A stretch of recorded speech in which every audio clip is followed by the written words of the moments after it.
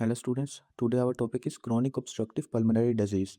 इसमें क्या होता है कि इरिवर्सिबल लंग ऑब्स्ट्रक्शन होगी that lead to what progressive airway limitation. ठीक है, इसमें क्या होता है इरिवर्सिबल लंग ऑब्स्ट्रक्शन होती है और ये किस वजह से होती है। इसमें एक जो रिस्क फैक्टर है वो कौन सा है, वो है स्मोकिंग। किस वजह से होगी, इसके अब रिस्क फैक्टर कौन कौन से होंगे। पहला जो होगा ना वो कौन सा है, वो है स्मोकिंग। अगर एक शख्स 10 साल से सिगरेट पी रहा है ना तो 90% चांस है कि वो सीओपीडी का पेशेंट बन जाए। ठीक है, अगर 10 साल एक डब्बी वो रोजाना की पी रहा है ना तो ही विल डेवलप सीओपीडी। और दूसरा कौन सा है, alpha 1 antitrypsin deficiency. Alpha 1 antitrypsin deficiency, ये इसके टू मेन रिस्क फैक्टर हैं। और ये जो अल्फा 1 एंटीट्रिप्सिन डेफिशिएंसी है ये क्या करता है, डिक्रीज करता है एलास्टेज एंजाइम को, जिसकी वजह से क्या होता है, एयरवे नैरो हो जाती हैं। एयरवेज है ना जो हमारी, वो तंग हो जाती हैं, कंस्ट्रिक्शन हो जाती है उनकी। That will develop asthma and COPD. अब इसमें और कौन सी है, ऑक्यूपेशनल कोजेज हैं, जैसे अगर कोल माइनर्स हैं तो उनमें भी ये सीओपीडी डेवलप हो सकता है। अब नेक्स्ट है साइंस एंड सिम्टम्स। इसमें कौन कौन से साइन एंड सिम्टम्स आएंगे। सबसे पहले तो आएगा क्रोनिक कफ, और ये कौन सी कफ होगी, स्पूटम वाली कफ होगी, प्रोडक्टिव कफ होगी। दूसरा कौन सा आएगा, डिस्निया, शोर्टनेस ऑफ ब्रेथ। उसके बाद नेक्स्ट कौन सा है, वेट लॉस होगा इसमें। और क्या होगा, जो होंगे ना पेशेंट, उनकी एज मोस्टली जो पेशेंट होंगे ग्रेटर देन 40 ईयर्स होगी, क्योंकि उनकी हिस्ट्री होगी 10 ईयर ऑफ स्मोकिंग की। और क्या होगा, बैरल चेस्ट होगी, increase anterior posterior diameter of chest, इसे हम क्या कहते हैं, बैरल चेस्ट। ठीक है, इसके अलावा क्या होगा, क्लबिंग होगी। इसके अलावा और क्या होगा, हाइपर इन्फ्लेशन होगी, मतलब जो एयर अंदर जाएगी वो अंदर ही ट्रैप हो जाएगी, बाहर नहीं निकल पाएगी, एक्सपायरेशन वर्स हो जाएगी। और फ्लैटनिंग ऑफ डायाफ्राम।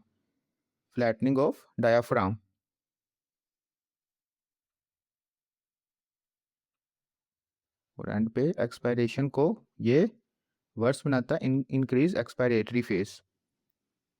ये क्या है, science and symptoms of COPD. इसके अलावा ये क्लबिंग भी इसका ही सिम्टम है। अब है टाइप्स, इसमें अब 2 टाइप्स हैं। एक कौन सी है, क्रोनिक ब्रोंकाइटिस, और दूसरी कौन सी है, एम्फेसीमा। एम्फेसीमा। अब क्रोनिक ब्रोंकाइटिस क्या होता है, अगर किसी शख्स को ना 3 महीनों से प्रोडक्टिव कफ है, स्पूटम वाली कफ है 3 महीनों से, और पिछले 2 सालों से लगातार ऐसे हो रहा है, तो इसको हम कैसे डिफाइन करेंगे, chronic bronchitis productive cough for more than 3 months for previous 2 years. ये क्या है, क्रोनिक ब्रोंकाइटिस। और एम्फेसीमा क्या है, permanent enlargement of airways distal to the permanent enlargement and dilation of airways distal to the terminal bronchiole। Terminal bronchioles के बाद क्या आता है, रेस्पिरेटरी ब्रोंक्यूल्स आता है और एल्वियोलाई आता है। ठीक है, इनकी क्या होगी, इनकी जो वाल है ना उनकी डायलेशन हो जाएगी और इन्फ्लेमेशन हो जाएगी। ये क्या एम्फेसीमा है। अब इनकी पैथोफिजियोलॉजी क्या होगी,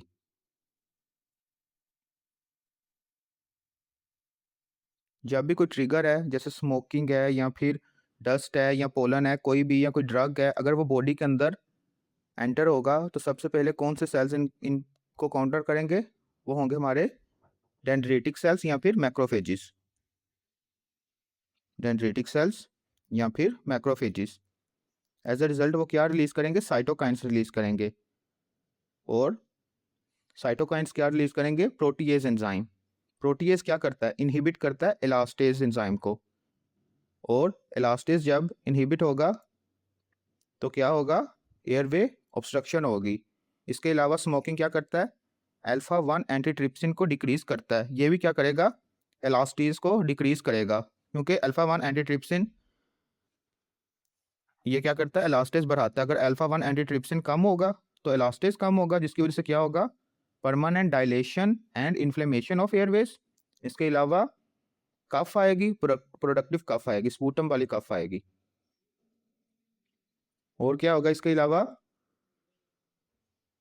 ब्रोंको कंस्ट्रिक्शन होगा। इसके अलावा और स्मोकिंग क्या करेगा?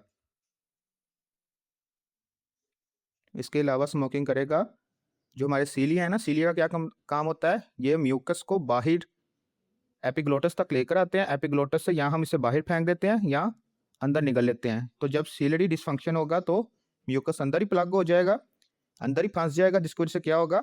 एयर ट्रैपिंग होगी और हाइपर इन्फ्लेशन होगी। Increase mucus plugging that lead to what? Hyperinflation and hypoxia. अब इनकी जो टाइप है, इसमें जो क्रोनिक ब्रोंकाइटिस है उन्हें हम क्या कहेंगे? ब्लू ब्लोटर्स कहेंगे। और जो एम्फेसीमा है उन्हें हम क्या कहेंगे? पिंक पफर कहेंगे। और ये थिन जो होते हैं ना, पतले लोग, और उनमें कॉमन होता है, और ब्लू ब्लोटर्स ओवरवेट पर्सन्स में कॉमन होता है। ठीक है। Chronic bronchitis is associated with obesity and जो होते हैं ना एम्फेसीमा, वो पतले लोग होते हैं, थिन होते हैं, थिन बॉडी होती है उनकी। इसमें डिस्निया कॉमन है on exertion, dyspnoea on exertion common है। ओके। इसके अलावा और क्या होगा इसमें? ब्लूइश कलर ऑफ स्किन, मतलब साइनोसिस होगी इसकी। जो हमने वो कलर भी किया है वो कौन सा है? ब्लू है। और जो होगा ना एम्फेसीमा, उसमें साइनोसिस नहीं होगी। और नो रेस्पिरेटरी डिस्ट्रेस। इसके अलावा और क्या होगा? जो होगा ना क्रोनिक ब्रोंकाइटिस, उसमें जो होगा ना हाइपर कैप्निया नहीं होगा। क्रोनिक ब्रोंकाइटिस में हाइपर कैप्निया होगा, सॉरी, एम्फेसीमा में हाइपर कैप्निया नहीं होगा। उसमें जो PaCO2 है वो क्या होगा? नॉर्मल होगा। Alveolar pressure of carbon dioxide. Chronic bronchitis में क्या होगा? हाइपर कैप्निया होगा। अब इसके बाद है टाइप्स ऑफ एम्फेसीमा। कौन कौन सी टाइप्स हैं इसकी? 2 टाइप्स हैं। एक है सेंट्री एसिनार और दूसरी कौन सी है? Panacinar. Centriacinar emphysema और दूसरी कौन सी है? Panacinar emphysema. अब जो सेंट्री एसिनार है ना, इसमें क्या होता है? ये मोस्टली अपर लोब्स को अफेक्ट करता है। ठीक है, इफेक्ट अपर लोब्स। और जो पैन एसिनार है वो मोस्टली लोअर लोब्स को अफेक्ट करता है। और जो सेंट्री एसिनार है उसकी जो मोस्ट कॉमन कॉज है वो कौन सी है? वो है smoking, heavy smoking, and it will be associated with chronic bronchitis. और जो पैन एसिनार है उसमें अल्फा 1 एंटीट्रिप्सिन डेफिशिएंसी होगी,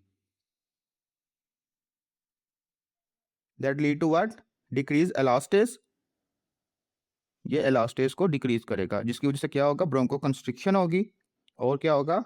dilation of bronchioles and alveoli.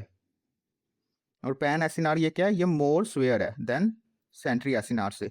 अब how can we diagnose it? सबसे पहला जो टेस्ट है वो कौन सा है? Pulmonary function test, spirometry. इसमें हम क्या देखेंगे? FEV1 लेस देन होगा 80% के, और FEV/FVC होगा लेस देन 70% के। ये जो रेशियो है वो लेस देन 70% की होगी। उसके बाद नेक्स्ट हम क्या करेंगे? उसके बाद हमें ये कंफर्म हो गया नहीं ये ऑब्स्ट्रक्टिव लंग डिजीज है। उसके बाद नेक्स्ट हमारे पास क्या आएगा? हमारे पास अब इसमें 2 डिफरेंशियल्स हैं, एक क्या? क्रोनिक ब्रोंकाइटिस और एम्फेसीमा। और हमने COPD को एस्थमा से भी डिफरेंशिएट करना है, तो हम क्या देंगे? Short acting beta agonist. अगर तो FEV इम्प्रूव कर जाएगा 12% से ज़्यादा तो एस्थमा है, अगर नहीं करेगा तो क्या है? COPD है। If FEV improves more than 12% then it will be asthma. If it will not improve then COPD. और बाद में COPD में हम कौन सा करेंगे? Diffused lung capacity to transfer carbon monoxide. ये किसके लिए कर रहे हैं?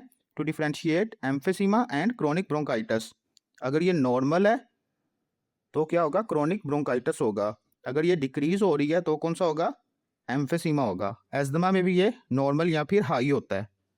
जो DLCO है एस्थमा में भी नॉर्मल होता है ये, या फिर हाई होगा। इसके अलावा और कौन से टेस्ट करेंगे? चेस्ट एक्सरे करेंगे। इसमें हमें क्या नजर आएगा? एक तो आएगा हाइपर इन्फ्लेशन, और क्या आएगा? फ्लैटनिंग ऑफ डायाफ्राम, और क्या होगा? Increase anteroposterior diameter. Flattening of diaphragm, flattening of diaphragm. ये क्या होता है कि अगर हम कोस्टोफ्रेनिक से कोस्टोकार्डियक तक एक सीधी लाइन खींचें, ये मैं आपको एक डायग्राम बना के दिखाता हूँ। वेट एक मिनट बस।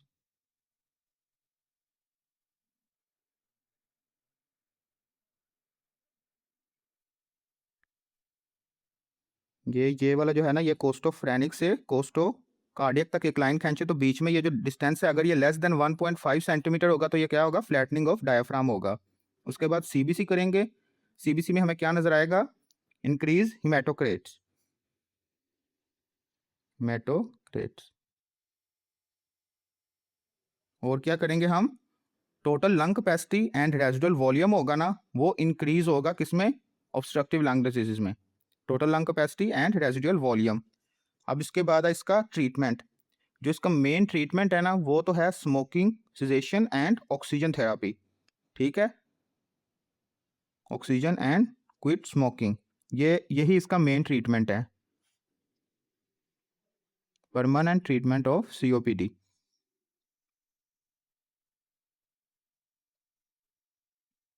इसमें जो हम ऑक्सीजन देंगे ना, वो हम लो कंसंट्रेशन में देंगे। ठीक है, 24 to 28% देंगे।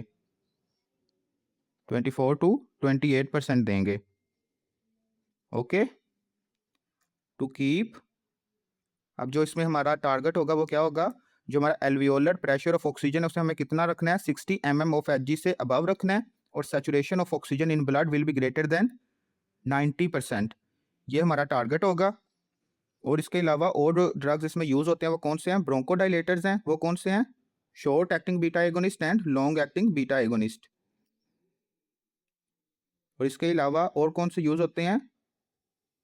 स्टीरॉइड्स यूज होते हैं। वो किस लिए होते हैं? To decrease inflammation. कोर्टिकोस्टेरॉइड्स हम देते हैं। और इसके अलावा और है long acting beta agonist and long acting muscarinic antagonist and short acting muscarinic antagonist. ये क्या करते हैं? ये डिक्रीज ब्रोंको कंस्ट्रिक्शन करते हैं। ये मस्कुरेनिक जो रिसेप्टर्स हैं उन्हें इनहिबिट करते हैं। ठीक है, ये हम इसके अलावा ये वाले ड्रग्स भी यूज होते हैं। और सीओपीडी के केस में हम एंटीबायोटिक्स यूज कर सकते हैं, बट एस्थमा के केस में ना हम एंटीबायोटिक्स नहीं देते। सीओपीडी के केस में हम एंटीबायोटिक्स यूज कर सकते हैं, बट एस्थमा के केस में हम एंटीबायोटिक्स नहीं देते। अब उसके बाद है एक्यूट एक्सर्वेशन ऑफ सीओपीडी। अगर इसमें यह है कि सडनली जो सीओपीडी के सिम्टम्स है ना वो स्वेयर हो जाएं, that lead to what? Decrease lung function. Increase in symptoms with decrease lung function. ये क्या होगा? स्वियर अटैक ऑफ सीओपीडी होगा। इसके क्लिनिकल फीचर्स कौन से होंगे? टेकिपनिया होगा, यूज ऑफ एक्सेसरी मसल्स,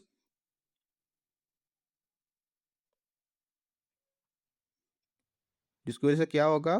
ये किस वजह से हो रहा है? हाइपोक्सिया की वजह से हो रहा है। इसमें हाइपोक्सिया अगर और हाइपर कैपनिया हो जाए with hypoxia, that lead to what? Respiratory type 2 failure. अगर तो हाइपोक्सिया के साथ हाइपर कैपनिया होगा ना तो कौन सा होगा? टाइप 2 रेस्पिरेटरी फेलियर होगा। और ये लेट स्टेज में होगा, जब मसल्स हमारे थक जाएंगे उसके बाद ये होगा। और क्या होगा? साइनोसिस और पल्सस पैराडॉक्सिस। अब इसकी डायग्नोसिस हम कैसे करेंगे? Peak expiratory flow rate if it will less than 33%, तो ये क्या होगा? स्वियर अटैक ऑफ होगा, ऑब्स्ट्रक्टिव लंग डिजीज का। और एबीजीज करेंगे एसिड बेस गैसेस। उसमें हम क्या देखेंगे? टू सी रेस्पिरेटरी एसिडोसिस और रेस्पिरेटरी फेलियर। अगर इसमें CO2 ज़्यादा हो और O2 कम हो तो क्या होगा? रेस्पिरेटरी टाइप 2 फेलियर होगा।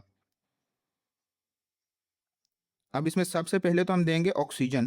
कितनी देंगे? लो कंसंट्रेशन में देंगे। High concentration should be avoided.